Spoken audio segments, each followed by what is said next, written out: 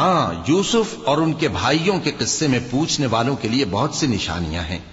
جب انہوں نے آپس میں تذکرہ کیا کہ یوسف اور اس کا بھائی ابا کو ہم سے زیادہ پیارے ہیں، حالانکہ ہم جماعت کی جماعت ہیں، کچھ شک نہیں کہ ابا کھلی غلطی پر ہیں۔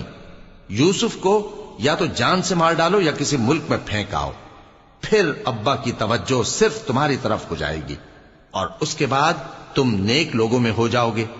ان میں سے ایک کہنے والے نے کہا کہ یوسف کو جان سے نہ مارو، کسی اندھے کنویں میں ڈال دو کہ کوئی راہگیر اسے نکال کر کسی دوسرے ملک میں لے جائے گا۔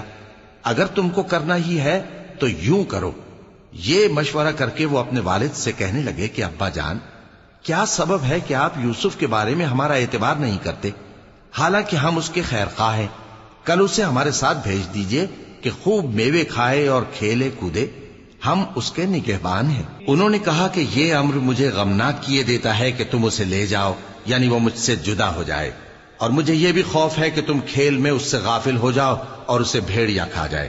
وہ کہنے لگے کہ اگر ہماری موجودگی میں کہ ہم ایک طاقتور جماعت ہیں اسے بھیڑیا کھا گیا تو ہم بڑے نقصان میں پڑ گئے۔